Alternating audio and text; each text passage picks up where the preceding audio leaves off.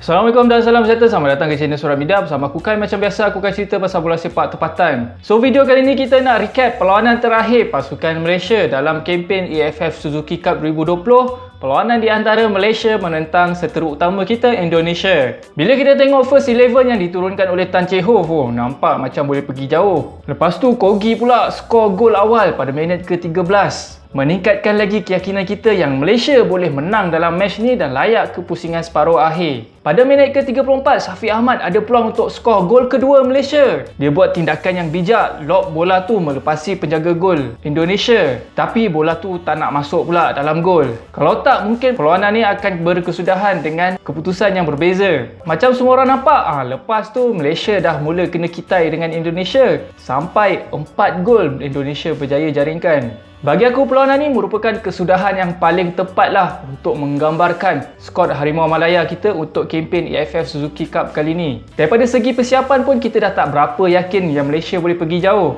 Daripada kelayakan Piala Asia, lepas tu buat friendly, sampailah sekarang masih lagi nak bereksperimen, masih lagi nak menggunakan player-player yang kurang minit permainan. Berbanding dengan Indonesia yang memang buat persiapan rapi, develop player muda diorang dan buat training sampai ke Turki sebelum datang ke Singapura untuk AFF Suzuki Cup 2020 ni. Match Malaysia melawan Indonesia ni hanya seimbang pada separuh masa pertama. Mula second half, game ni memang Indonesia lah pegang. Dan dalam match ni juga kita nampak dengan lebih jelas kekurangan Malaysia dalam posisi defensive midfield dan juga di posisi left back. Sepanjang perjalanan Malaysia dalam AFF Suzuki Cup 2020 ni, Tan Chee Ho menaruh harapan kepada Badrul Batria untuk mengisi posisi defensive midfielder. Tapi kita boleh cakap yang Badrul gagal menggalas tanggungjawab tu. Terutama bila lawan Indonesia ni, memang kita nampak Badrul tu kotak-kanting nak kejar player-player muda Indonesia yang laju-laju berdesuk-desuk ni. Syami Safari yang sebelum ni agak perform lah main dekat posisi left back. Tapi dalam match ni, lost position. Sekaligus memberi peluang kepada Indonesia untuk buat banyak attack dekat bahagian kiri Malaysia. Ketiadaan ID dengan Badak pun menambah lagi kepincangan Malaysia. Pair Dion School dengan Junior, kita boleh cakap okey lah. Tapi bila Junior pair dengan Dominic, memang out terus. Tercungap-cungap pair ni nak kejar player-player muda Indonesia. Dalam match ni juga, kita boleh cakap yang Tan Chee Ho telah kalah taktikal kepada jurulatih Indonesia, Shin Tae-yong. Kita memang tak boleh predict Shin Tae-yong ni nak pakai taktikal apa bila lawan Malaysia. Sebab sebelum ni masa lawan loss dengan Kemboja, diorang main open play, main attacking. Tapi bila lawan Vietnam, diorang main defensif, main 5 defend, parking bus. Tapi bila lawan Malaysia ni, Tan Chee Ho memang tak boleh nak predict Shin Tae-yong ni nak pakai taktikal apa, pakai formasi apa, nak main defensif ke, nak main attacking. Kepelbagaian taktikal yang diterapkan oleh Shin Tae-yong ni berjaya mengelirukan pasukan-pasukan lawan. Dan paling keliru, paling confused sudah tentunya Malaysia. Sebab kita kalah.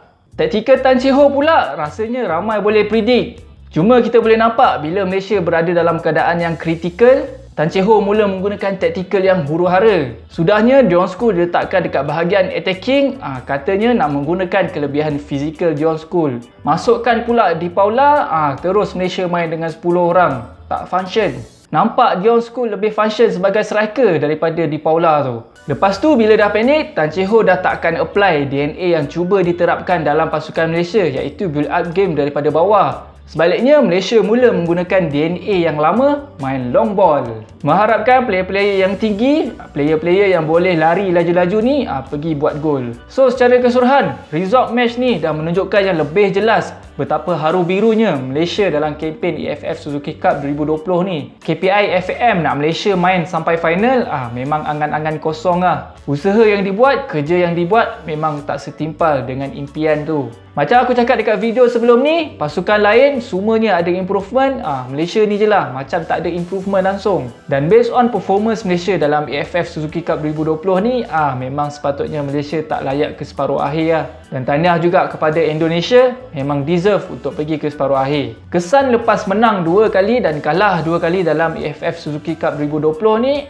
Malaysia mungkin akan stay lagi dekat ranking 150-an ni. Tapi aku masih boleh bersabar lagi lah, nak bagi lagi peluang kepada Tan Chee Ho dan barisan pengurusan Harimau Malaya ni. Kita nak tengok pula macam mana performance Malaysia masa kelayakan Piala Asia nanti. Sebab KPI sebenar adalah layak ke Piala Asia 2023. Time tu kalau Tan Chee Hong masih buat lawak lagi, call up player bukan-bukan, masih nak bereksperimen, lepas tu tak layak ke Piala Asia, mungkin time tu kita akan lancarkan kempen Tan Chee Hong out. Dan juga barisan pengurusan Harimau Malaya ni out. Aku rasa itu je untuk video kali ini. Selamanya Harimau Malaya, hidup mati bersama Harimau Malaya. Kita jumpa lagi on the next video. Assalamualaikum dan salam sejahtera. Bye-bye.